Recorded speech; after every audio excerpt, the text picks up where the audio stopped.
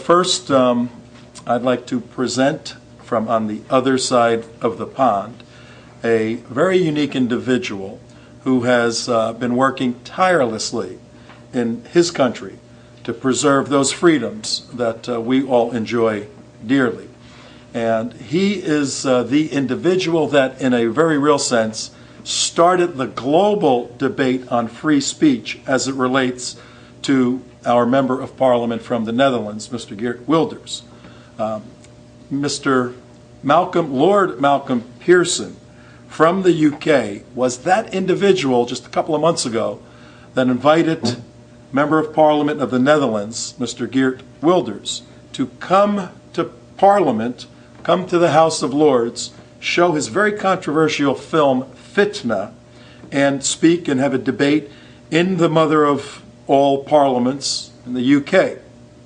Well, you'll hear from Lord Pearson that things are changing overseas. And one of the reasons why we had this week just now, Free Speech Week, is to not allow in the United States what is occurring in England and other countries in the European Union.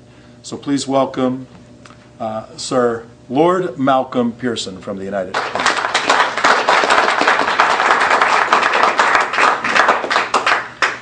Well, ladies and gentlemen, I think Tom has been very generous in that introduction. What I did in this saga, and of course Geert was very well known before I came into the picture, was that I heard that somewhat unsatisfactory body, the European Parliament in Brussels, had banned Mr. Wilders, Geert Wilders, from showing his film Fitna in the European Parliament.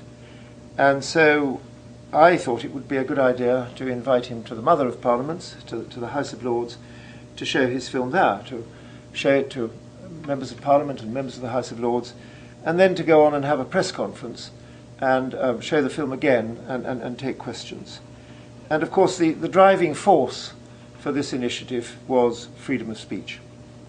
And I can give you many examples later of why we are getting very worried in the United Kingdom at the advance of Islamism, at the appeasement from our political and bureaucratic classes in every area of our public life in the face of this Islamist advance.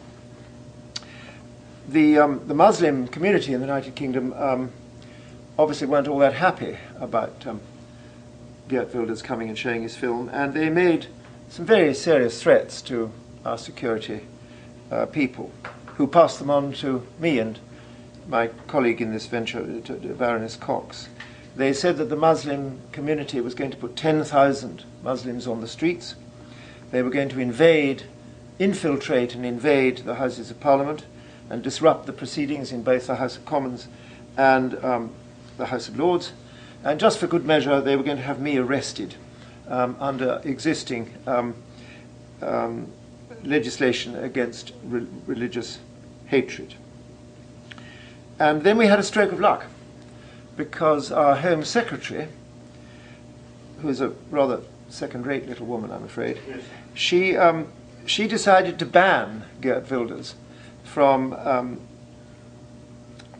coming to the United Kingdom at all. She is a second-rate little. I can tell you afterwards a couple of stories, if we take questions, about her recently, which will confirm what I've said. So this really raised the event from being something which would have been controversial but not out of the ordinary. But here we had the British Home Secretary banning another European citizen, and in the European Union there is supposed to be freedom of movement of people, unless there is an urgent, pressing and immediate danger to national security.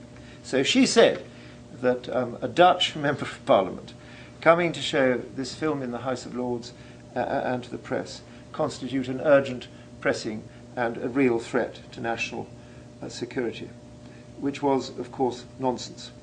But it did create a media event. It created media interest of a very high level, because, of course, Geert, being Geert, said, well, I'm coming anyway, and we'll see if they do dare to turn me back at the border. And until the very last minute, this is on the 12th of February, we didn't know whether he would be turned back or not, because the Dutch government actually behaved quite well. They sent their ambassador, the Dutch ambassador in London, was sent to the airport to receive Geert on his arrival, and right up to the last minute, we thought the British government might crack. And you, ladies and gentlemen, are luckier than we were, because Geert Wilders is here today in the United States of America, can take your questions, can answer them, and can raise the whole tempo and profile of this debate about the Islamist attack on our Western culture and our Western civilization, which I see as quite simply the greatest problem in the world today. Ladies and gentlemen, Geert Wilders.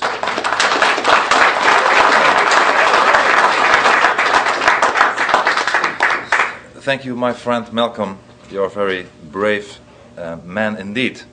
Ladies and gentlemen, I am here in America this week as part of the Free Speech Summit being held in Florida under the sponsorship of the Florida Security Council. And it's clear to me and to all of us that a serious discussion of the threats of our freedoms, the freedoms in the West, cannot come too soon. For example, the freedom of expression, amongst others, is under heavy attack.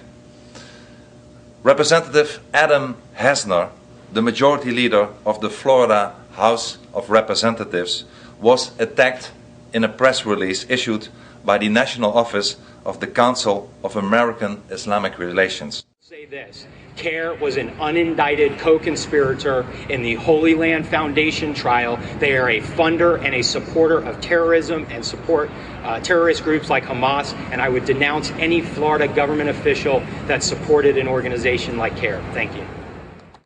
The majority leader of the Florida House of Representatives was attacked in a press release issued by the National Office of the Council of American Islamic Relations, CAIR, on Monday for daring to appear in a private event with me the past weekend. Because of that appearance alone, CAIR is demanding that Representative Hesner steps down or be removed from his position. And this attack on a friend and on a fellow legislator is a grave concern to me. CAIR's assault on Representative Hesner strikes at the very heart of our most basic freedoms. In fact, it is but the latest episode in that organization's long-running and determined effort to silence its critics. Indeed, CAIR seeks to suppress all those who dare to challenge the theo-political legal program that authoritative Islam calls Sharia. And in doing so, they are seeking to impose what amount to Sharia blasphemy codes. And it is especially important to note that Representative Hesner, Adam Hesner, is not only being attacked for comments that were made and that are deemed offensive by those who seek to impose the Sharia in your beautiful country, America. No, his career is now being threatened for comments made by others in his presence. In this case, by me. I made those comments. Thus, the Islamists are infringing not only on this country's constitutional protected freedom of speech and expression, but also on the freedom of association. And if a high-ranking public official elected by the people and appointed to his leadership position by his peers, if such a person cannot speak honestly and openly about his concerns and do so in places and in the company of his own choosing without fear of suppression or other retribution, who among us, ladies and gentlemen, who among us is safe?